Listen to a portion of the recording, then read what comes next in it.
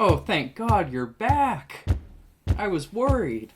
Ishmael's still not at sea. He's in New Bedford, Massachusetts. Not even Nantucket. I'm really hoping something finally happens, or at least that we get a character talking to another character. But let's waste no further time and just get into it. Let's read a damn book.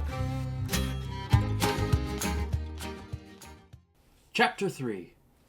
The Spouter Inn. Entering that gable-ended Spouter Inn, you found yourself in a wide, low, straggling entry with old-fashioned wainscots reminding one of the bulwarks of some condemned old craft. On one side hung a very large oil painting so thoroughly besmoked and every way defaced that in the unequal crosslights by which you viewed it, it was only by diligent study and a series of systematic visits to it, and careful inquiry of the neighbors, that you could anyway arrive at an understanding of its purpose. Such unaccountable masses of shades and shadows, that at first you almost thought some ambitious young artist in the time of the New England hags had endeavored to delineate chaos bewitched. But by dint of much and earnest contemplation, and oft-repeated ponderings, and especially by throwing open the little window towards the back of the entry, you at last came to the conclusion that such an idea, however wild, might not be altogether unwarranted. But what most puzzled and confounded you was a long, limber, portentous, black mass of something hovering in the center of the picture over three blue, dim, perpendicular lines floating in a nameless yeast. A boggy, soggy, squitchy picture truly, enough to drive a nervous man distracted. Yet there was a sort of indefinite, half-attained, unimaginable sublimity about it that fairly froze you to it, till you involuntarily took an oath with yourself to find out what that marvelous painting meant. Ever and anon, a bright but alas deceptive idea would dart you through. It's the Black Sea in a midnight gale. It's the unnatural combat of the four primal elements. It's a blasted heath. It's a Hyperborean winter scene. It's the breaking up of the ice-bound stream of time. But at last all these fancies yielded to that one portentous something in the picture's midst. That, once figured out, and the rest were plain. But stop, does it not bear a faint resemblance to a gigantic fish? Even the great Leviathan himself. In fact, the artist's design seemed this, a final theory of my own, partly based upon the aggregated opinions of many aged persons with whom I conversed upon the subject. Of course Ishmael figured it out. He's the smartest man in New Bedford, nay America. But alright, let's find out what this painting is. The picture represents a Cape Horner in a great hurricane, the half-foundered ship weltering there with its three dismantled masts alone visible, and an exasperated whale purposing to spring clean over the craft is in the enormous act of impaling itself on the three mastheads. Cool. The opposite wall of this entry was hung all over with a heathenish array of monstrous clubs and spears. Some were thickly set with glittering teeth resembling ivory saws. Others were tufted with knots of human hair, and one was sickle-shaped, with a vast handle sweeping round like the segment made in the new-mown grass by a long-armed mower. You shuddered as you gazed, and wondered what monstrous cannibal and savage could ever have gone a death-harvesting with such a hacking, horrifying implement. Uh-oh, Ishmael's being racist again. Mixed with these were rusty old whaling lances and harpoons, all broken and deformed. Some were storied weapons. With this once long lance, now wildly elbowed, 50 years ago did Nathan Swain kill 15 whales between a sunrise and a sunset. And that harpoon, so like a corkscrew now, was flung in Javan seas and run away with by a whale, years afterwards slain off the Cape of Blanco. The original iron entered nigh the tail, and like a restless needle sojourning in the body of a man, travelled full 40 feet, and at last was found embedded in the hump. I think it's interesting here how we have stories and histories attached to the familiar Western-style harpoons that are up on the wall, but then they're mixed in with all of these indigenous whaling tools, and Ishmael is looking at them, wondering, kind of in fear, what cannibal would have used these. The irony here being that the tools of the indigenous whalers that he's kind of dehumanizing here are given a place of equal importance on the wall with these twisted, storied harpoons. On we go, friends. Crossing this dusky entry, and on through yon low-arched way, cut through what in old times must have been a great central chimney with fireplaces all round, you enter the public room. A still duskier place is this, with such low, ponderous beams above, and such old, wrinkled planks beneath, that you would almost fancy you trod some old craft's cockpits, especially of such a howling night, when this cornered, anchored old ark rocked so furiously. On one side stood a long, low, shelf-like table, covered with cracked glass cases, filled with dusty rarities gathered from this wide world's remotest nooks. Projecting from the further angle of the room stands a dark-looking den, the bar, a rude attempt at a right whale's head. That's actually pretty sick. They've got a bar that's shaped like a whale's head. Be that how it may, there stands the vast arched bone of the whale's jaw, so wide a coach might drive beneath it.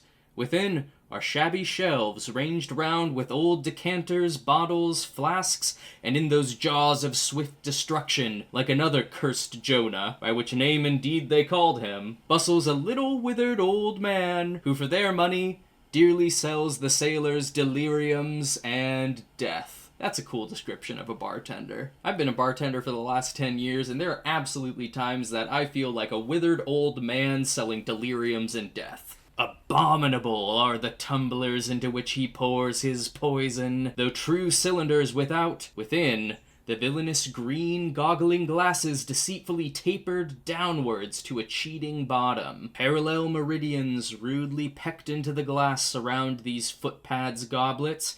Fill to this mark, and your charge is but a penny. To this, a penny more. And so on to the full glass, the Cape Horn measure, which you may gulp down for a shilling. It sounds like also their glasses are designed in such a way to make it look like there's more alcohol than you're actually getting. Upon entering the place, I found a number of young seamen gathered around a table, examining by a dim light diverse specimens of scrimshander. This is scrimshander. And these guys love it. I sought the landlord, and telling him I desired to be accommodated with a room, received for an answer that his house was full, not a bed unoccupied. But avast, he added, tapping his forehead, ye hain't no objection to sharing a harpooner's blanket, have ye? I suppose you're a-goin' a-whalin'. You better get used to that sort of thing. I told him that I never liked to sleep two in a bed, that if I should ever do so, it would depend on who the harpooner might be. Okay. And that if he, the landlord, really had no other place for me, and the harpooner was not decidedly objectionable, why, rather than wander further about a strange town on so bitter a night, I would put up with the half of any decent man's blanket. I think we know who Ishmael considers to be decent. White people. I thought so. All right, take a seat. Supper? You want supper? Supper'll be ready directly. I sat down on an old wooden settle, carved all over like a bench on the Battery. He's in his happy place. He's back in the Battery in New York. At one end, a ruminating tar was still further adorning it with his jackknife, stooping over and diligently working away at the space between his legs. He was trying his hand at a ship under full sail, but he didn't make much headway, I thought. He's just sharing a bench with a salty old sailor who's just furiously carving into the bench. At last, some 4 or 5 of us were summoned to our meal in an adjoining room. It was cold as Iceland. No fire at all. The landlord said he couldn't afford it. Nothing but 2 dismal tallow candles, each in a winding sheet. We were fain to button up our monkey jackets and hold to our lips cups of scalding tea with our half-frozen fingers. But the fare was of the most substantial kind, not only meat and potatoes, but dumplings! Good heavens, dumplings for supper! One young fellow in a green box coat addressed himself to these dumplings in a most direful manner.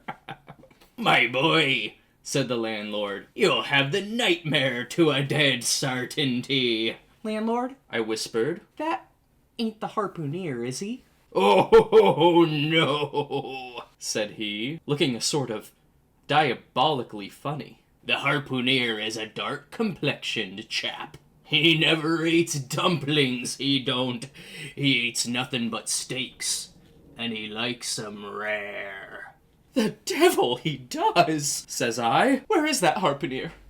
Is he here?" "He'll be here afore long," was the answer. I could not help it, but I began to feel suspicious of this dark-complexioned harpooneer. At any rate, I made up my mind that if it so turned out that we should sleep together, he must undress and get into bed before I do. I'm loving this exchange. We got racist old Ishmael who is about to have to spend the night with a dark-complexioned man, and the bartender is totally making fun of him.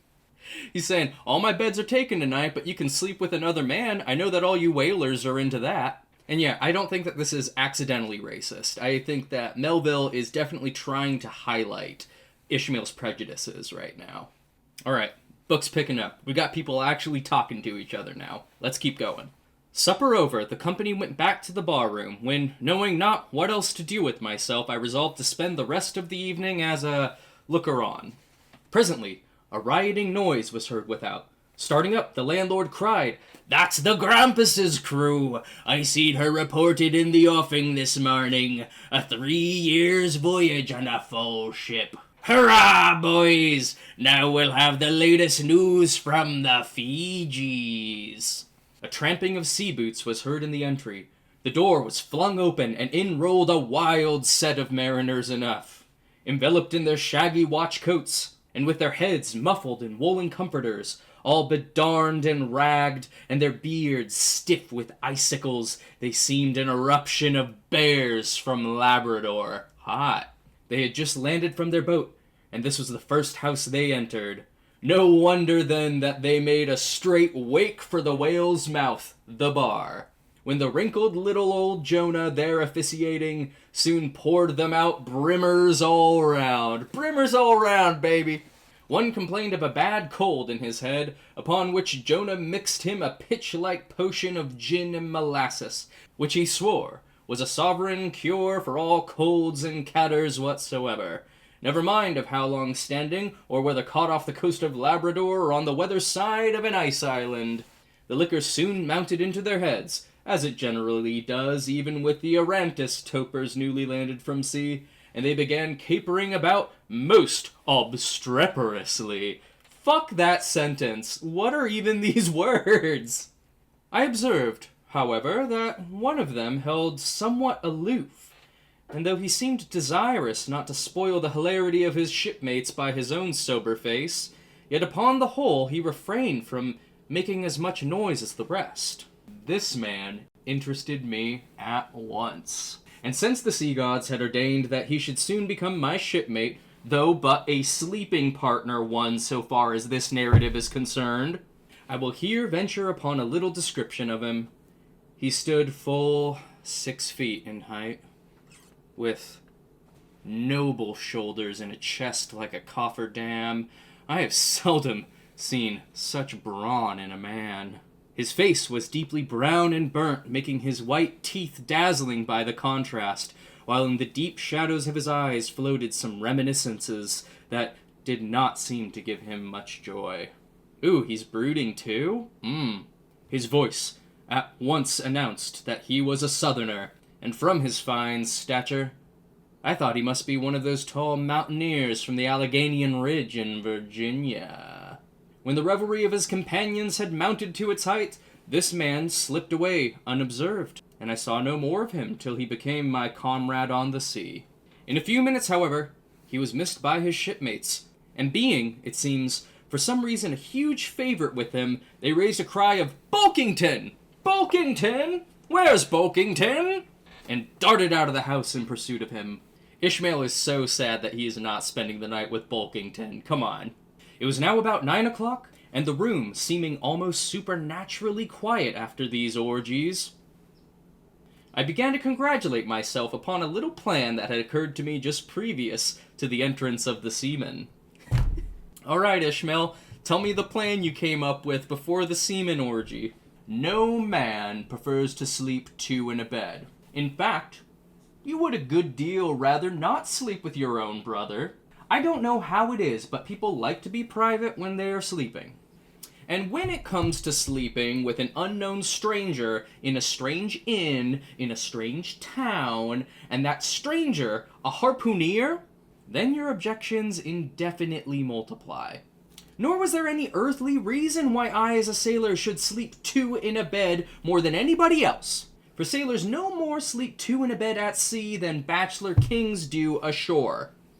To be sure, they all sleep together in one apartment, but you have your own hammock, and you cover yourself in your own blanket, and you sleep in your own skin. The more I pondered over this harpooner, the more I abominated the thought of sleeping with him. It was fair to presume that, being a harpooner, his linen, or woolen as the case might be, would not be of the tidiest. Certainly none of the finest. I began to twitch all over. Besides, it was getting late, and any decent harpooner ought to be home and going bedwards. Suppose now he should tumble in upon me at midnight. How could I tell from what vile hole he had been coming? Insert joke here about coming inside Ishmael's vile hole. Landlord! I've changed my mind about the harpooner. I shan't sleep with him. I'll try the bench here. Just as you please. I'm sorry I can't spare ye a tablecloth for a mattress, and it's a plaguey rough board here. Feeling of the knots and notches. But wait a bit, Scrimshander. I've got a carpenter's plane there in the bar. Wait, I say, and I'll make ye snug enough. So saying, he procured the plane, and with his old silk handkerchief, first dusting the bench, vigorously set to planing away at my bed, the while grinning like an ape. Probably because he sees you for a bit of a poser right now. Like, if you are as experienced of a seaman as you want them to believe, you're showing a lot of hang-ups about something that's pretty normal, just sharing a hammock with someone else at sea. The shavings flew right and left, till at last the plain iron came bump against an indestructible knot. The landlord was near spraining his wrist, and I told him for heaven's sake to quit. The bed was soft enough to suit me, and I did not know how all the planing in the world could make eider down of a pine plank. So gathering up the shavings with another grin and throwing them into the great stove in the middle of the room, he went about his business and left me in a brown study. I now took the measure of the bench, and found that it was a foot too short, but that could be mended with a chair. But it was a foot too narrow, and the other bench in the room was about 4 inches higher than the planed one, so there was no yoking them. Gosh, he's just Goldilocks all over again. I then placed the first bench lengthwise, along the only clear space against the wall, leaving a little interval between, for my back to settle down in. But I soon found that there came such a draught of cold air over me from under the sill of the window, that this plan would never do at all. Especially as another current from the rickety door met the one from the window, and both together formed a series of small whirlwinds in the immediate vicinity of the spot where I had thought to spend the night. The devil fetch that harpooner, thought I. But stop. Couldn't I steal a march on him? Bolt his door inside and jump into his bed, not to be wakened by the most violent knockings? Dick move, Ishmael. It seemed no bad idea, but upon second thoughts I dismissed it, for who could tell but what the next morning, so soon as I popped out of the room, the harpooner might be standing in the entry, all ready to knock me down. Still, looking round me again and seeing no possible chance of spending a sufferable night, unless in some other person's bed, I began to think that after all I might be cherishing unwarrantable prejudices against this unknown harpooner. You think? At least he's saying it. At least he's acknowledging that, yeah, I'm kind of prejudiced. Thinks I'll wait a while. He must be dropping in before long. I'll have a good look at him then, and perhaps we may become jolly good bedfellows after all. There's no telling. But though the other boarders kept coming in by 1s, 2s, and 3s and going to bed, yet no sign of my harpooner. "Landlord," said I, "what sort of a chap is he?" Does he always keep such late hours? It was now hard upon 12 o'clock. The landlord chuckled again with his lean chuckle and seemed to be mightily tickled at something beyond my comprehension. No, he answered. Generally, he's an early bird. Early to bed and early to rise. Yes, he's the bird what catches the worm. But tonight, he went out a-peddling, you see, and I don't see what on earth keeps him out so late, unless maybe he can't sell his head. Can't sell his head? What sort of a bamboozling story is this you're telling me? Getting into a towering rage. Do you pretend to say, landlord, that this harpooner is actually engaged this blessed Saturday night, or rather Sunday morning, in peddling his head around town? Hey, sometimes you gotta peddle some head. That's precisely it, said the landlord. And I told him he couldn't sell it here. The market's overstocked. With what? Shouted I. With heads, to be sure. Ain't there too many heads in the world? I tell you what it is, landlord, said I quite calmly. You'd better stop spinning that yarn to me. I'm not green. Maybe not, taking out a stick and whittling a toothpick, but I rather guess you'll be done brown if that 'ere harpooner hears you a-slanderin' his head. I'll break it for him, said I, now flying into a passion again at this unaccountable farrago of the landlord's. It's broke already, said he. Broke, said I. Broke? Do you mean... Certain. And that's the very reason he can't sell it, I guess. Landlord, said I, going up to him as cool as Mount Hecla in a snowstorm. Landlord, stop whittling. You and I must understand one another, and that too without delay. I come to your house and want a bed. You tell me you can only give me half a one, that the other half belongs to a certain harpooner, and about this harpooner, whom I have not yet seen, you persist in telling me the most mystifying and exasperating stories, tending to beget in me an uncomfortable feeling towards the man whom you design for my bedfellow. A sort of connection, landlord, which is an intimate and confidential one in the highest degree. I now demand of you to speak out and tell me who and what this harpooner is, and whether I shall be in all respects safe to spend the night with him.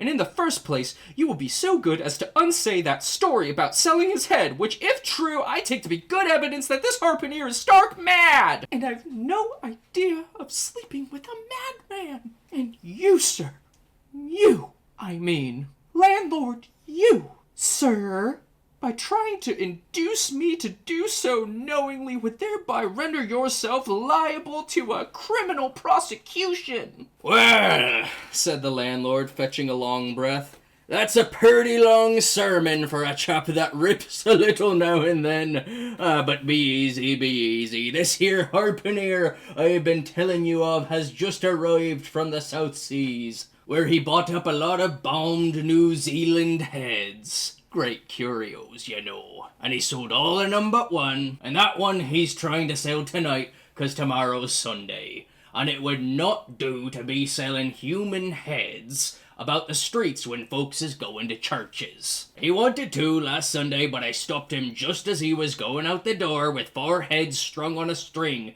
for all the earth like a string of onions.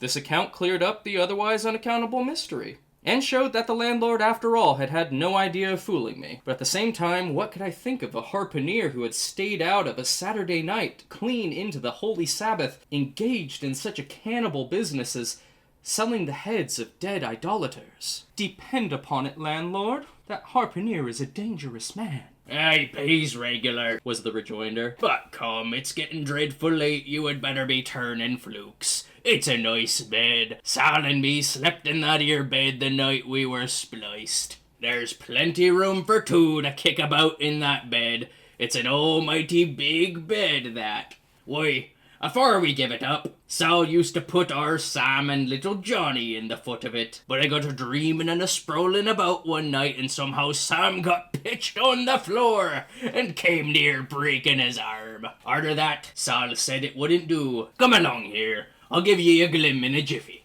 And so saying, he lighted a candle and held it towards me, offering to lead the way. But I stood irresolute when, looking at a clock in the corner, he exclaimed, "I vomit Sunday. You won't see that harpooner tonight. He's come to anchor somewhere. Come along then. Do come. Won't ye come?" I considered the matter a moment, and then upstairs we went, and I was ushered into a small room, cold as a clam, and furnished, sure enough, with a prodigious bed.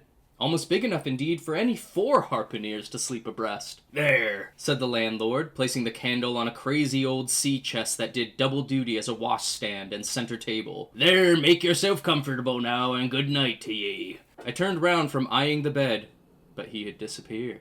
Folding back the counterpane, I stooped over the bed. Though none of the most elegant, it yet stood the scrutiny tolerably well. I then glanced round the room, and besides the bedstead and center table, could see no other furniture belonging to the place but a rude shelf, the 4 walls, and a papered fireboard representing a man striking a whale. Of things not properly belonging to the room, there was a hammock, lashed up and thrown upon the floor in one corner, also a large seaman's bag, containing the harpooneer's wardrobe, no doubt, in lieu of a land trunk. Likewise, there was a parcel of outlandish bone fishhooks on the shelf over the fireplace, and a tall harpoon standing at the head of the bed. But what is this on the chest? I took it up, and held it close to the light, and felt it, and smelt it, and tried every way possible to arrive at some satisfactory conclusion concerning it. I can compare it to nothing but a large doormat, ornamented at the edges with little tinkling tags, something like that stained porcupine quills around an Indian moccasin. There was a hole or slit in the middle of this mat, the same as you see in South American ponchos. But could it be possible that any sober harpooneer would get into a doormat and parade the streets of any Christian town in that sort of guise? I put it on to try it, and it weighed me down like a hamper, being uncommonly shaggy and thick, and I thought a little damp, as though this mysterious harpooneer had been wearing it of a rainy day. "You piece of shit, Ishmael, get out of this man's clothing!" I went up in it to a bit of glass stuck against the wall, and I never saw such a sight in my life. I tore myself out of it in such a hurry that I gave myself a kink in the neck. I sat down on the side of the bed and commenced thinking about this head-peddling harpooneer and his doormat. Stop calling it a doormat! After thinking some time on the bedside, I got up and took off my monkey jacket, and then stood in the middle of the room thinking. I then took off my coat and thought a little more in my shirt sleeves. But beginning to feel very cold now, half undressed as I was, and remembering what the landlord said about the harpooneers not coming home at all that night, it being so very late, I made no more ado, but jumped out of my pantaloons and boots, and then blowing out the light, tumbled into bed, and commended myself to the care of heaven. Whether that mattress was stuffed with corn cobs or broken crockery, there is no telling. But I rolled about a good deal, and could not sleep for a long time. At last I slid off into a light doze, and had pretty nearly made a good offing towards the land of Nod, when I heard a heavy footfall in the passage, and saw a glimmer of light come into the room from under the door. Lord save me! Thinks I, that must be the harpooneer, the infernal head peddler. But I lay perfectly still, and resolved not to say a word till spoken to. Holding a light in one hand, and that identical New Zealand head in the other, the stranger entered the room, and without looking towards the bed, placed his candle a good way off from me on the floor in one corner, and then began working away at the knotted cords of the large bag I before spoke of as being in the room. I was all eagerness to see his face, but he kept it averted for some time while employed in unlacing the bag's mouth. This accomplished, however, he turned round when... Good heavens! What a sight! Such a face! It was of a dark, purplish yellow color. Here and there, stuck over with large, blackish-looking squares. Yes, it's just as I thought. He's a terrible bedfellow. He's been in a fight, got dreadfully cut, and here he is, just from the surgeon. But at that moment he chanced to turn his face so towards the light that I plainly saw that they could not be sticking pasters at all, those black squares on his cheeks. They were stains of some sort or other. At first I knew not what to make of this, but soon an inkling of the truth occurred to me. I remembered a story of a white man, a whaleman too, who, falling among the cannibals, had been tattooed by them. I concluded that this harpooner, in the course of his distant voyages, must have met with a similar adventure. And what is it?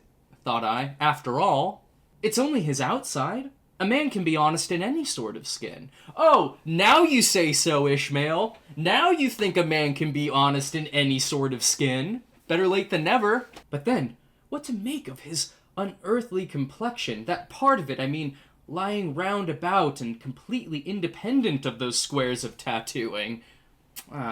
He literally just said a man can be honest in any sort of skin, and then is like, but wait a second, the skin. To be sure, it might be nothing but a good coat of tropical tanning, but I never heard of a hot sun's tanning a white man into a purplish yellow one. However, I had never been in the South Seas, and perhaps the sun there produced these extraordinary effects upon the skin. Now, while all these ideas were passing through me like lightning, this harpooner never noticed me at all.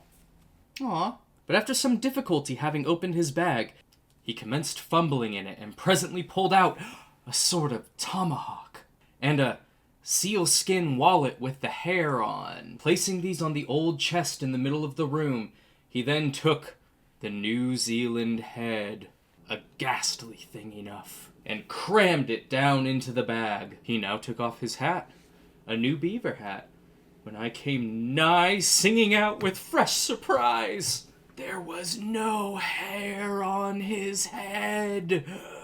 None to speak of, at least. Nothing but a small scalp knot twisted up on his forehead. His bald, purplish head now looked for all the world like a mildewed skull. Had not the stranger stood between me and the door, I would have bolted out of it quicker than I ever bolted a dinner. Aw, Dick, never dine and dash. Even as it was, I thought something of slipping out of the window, but it was the second floor back. I am no coward, but what to make of this head-peddling purple rascal altogether past my comprehension? Ishmael's like, how am I supposed to be racist against you if I can't figure out what race you are? Ignorance is the parent of fear, and being completely nonplussed and confounded about the stranger, I confess I was now as much afraid of him as if it was the devil himself who had thus broken into my room at the dead of night. In fact, I was so afraid of him that I was not game enough just then to address him and demand a satisfactory answer concerning what seemed inexplicable in him. Meanwhile, he continued the business of undressing, and at last showed his chest and arms. As I live, these covered parts of him were checkered with the same squares as his face. His back, too, was all over the same dark squares. He seemed to have been in a 30 years' war and just escaped from it with a sticking plaster shirt. Still more, his very legs were marked, as if a parcel of dark green frogs were running up the trunks of young palms. It was now quite plain that he must be some abominable savage or other shipped aboard of a whaleman in the South Seas, and so landed in this Christian country. I quaked to think of it. Peddler of heads, too. Perhaps the heads of his own brothers. He might take a fancy to mine. Heavens, look at that tomahawk! But there was no time for shuddering, for now the savage went about something that completely fascinated my attention and convinced me that he must indeed be a heathen. Going to his heavy grego or rapal or dreadnought, which he had previously hung on a chair, he fumbled in the pockets and produced at length a curious little deformed image with a hunch on its back, and exactly the color of a 3-days-old Congo baby. I really don't want to hear what Melville has to say about Congo babies. Well, we had to see this coming, that if Ishmael was going to be afraid of something, he was going to spend 3 pages talking about how afraid of it he is. Remembering the embalmed head, at first I almost thought that this black mannequin was a real baby preserved in some similar manner. But seeing that it was not at all limber, and that it glistened a good deal like polished ebony, I concluded that it must be nothing but a wooden idol, which indeed it proved to be. Not limber enough to be a baby. For now the savage goes up to the empty fireplace and Removing the papered fireboard sets up this little hunchbacked image, like a 10-pin between the andirons. The chimney jambs and all the bricks inside were very sooty, so that I thought this fireplace made a very appropriate little shrine or chapel for his Congo idol. Do you own a map? Like, you just said that he's from the South Seas, which is the Pacific Ocean. That's nowhere near Congo. I now screwed my eyes hard towards the half-hidden image, feeling but ill at ease meantime, to see what was next to follow. First, he takes about a double handful of shavings out of his grego pocket, and places them carefully before the idol. Then, laying a bit of ship biscuit on top and applying the flame from the lamp, he kindled the shavings into a sacrificial blaze. Presently, after many hasty snatches into the fire, and still hastier withdrawals of his fingers, whereby he seemed to be scorching them badly, he at last succeeded in drawing out the biscuit, then blowing off the heat and ashes a little. He made a polite offer of it to the little Negro. There is a historical context where that word is sometimes appropriate. This isn't it, but the little devil did not seem to fancy such dry sort of fare at all. He never moved his lips. Funny, all these strange antics were accompanied by still stranger guttural noises from the devotee, who seemed to be praying in a sing-song, or else singing some pagan psalmody or other, during which his face twitched about in the most unnatural manner. At last, extinguishing the fire, he took the idol up very unceremoniously and bagged it again in his grego pocket as carelessly as if he were a sportsman bagging a dead woodcock. All these queer proceedings increased my uncomfortableness. Yeah, I'm pretty uncomfortable right now, reading this and seeing him now exhibiting strong symptoms of concluding his business operations and jumping into bed with me. I thought it was high time, now or never, before the light was put out, to break the spell in which I had so long been bound. But the interval I spent in deliberating what to say was a fatal one. Taking up his tomahawk from the table, he examined the head of it for an instant, and then holding it to the light, with his mouth at the handle, he puffed out great clouds of tobacco smoke. The next moment, the light was extinguished, and this wild cannibal, tomahawk between his teeth, sprang into bed with me. I sang out. I could not help it now, and giving a sudden grunt of astonishment, he began feeling me, stammering out something, I knew not what. I rolled away from him against the wall, and then conjured him, whoever or whatever he might be, to keep quiet and let me get up and light the lamp again. But his guttural responses satisfied me at once that he but ill comprehended my meaning. Oh, great, and Melville wrote in an accent here. Alright, we're going to give him a terrible New Zealand accent. "Hooey dibble ye," he at last said. "You no speaky dammy, or kill ye." And so saying, the lighted tomahawk began flourishing about me in the dark. "Landlord, for God's sake, Peter Coffin!" shouted I. "Landlord, watch! Coffin, angels, save me!" "Speaky, tell me who he be, or damn I'll kill he," again growled the cannibal, while his horrid flourishings of the tomahawk scattered the hot tobacco ashes about me, till I thought my linen would get on fire. But thank heaven! At that moment the landlord came into the room, light in hand, and leaping from the bed, I ran up to him. "Don't be afraid now," said he, grinning again. "Queequeg here wouldn't harm a hair of your head." "Stop your grinning!" shouted I. "And why didn't you tell me that the infernal harpooneer was a cannibal?" "I thought you knowed it. Didn't I tell ye he was a peddling heads around town? But turn flukes again and go to sleep. Queequeg, look here. You sabby me, I sabby you. This man's sleepy you sabby." "Me sabby plenty," grunted Queequeg, puffing away at his pipe and sitting up in bed. "You're giddy in," he added, motioning to me with his tomahawk and throwing the clothes to one side. He really did this in not only a civil, but really a kind and charitable way. I stood looking at him a moment. For all his tattooings, he was on the whole a clean, comely-looking cannibal. What's all this fuss I've been making about, thought I to myself. The man's a human being just as I am. He has just as much reason to fear me as I have to be afraid of him. Better sleep with a sober cannibal than a drunken Christian. What a 180. What a 180 from Ishmael. "Landlord," said I. Tell him to stash his tomahawk there, or pipe, or whatever you call it. Tell him to stop smoking, in short, and I will turn in with him. But I don't fancy having a man smoking in bed with me. It's dangerous. Besides, I ain't insured. This being told to Queequeg, he at once complied, and again politely motioned me to get into bed, rolling over to one side as much to say, I won't touch a leg of ye. Good night, landlord, said I. You may go. I turned in, and never slept better in my life. Oh, holy shit.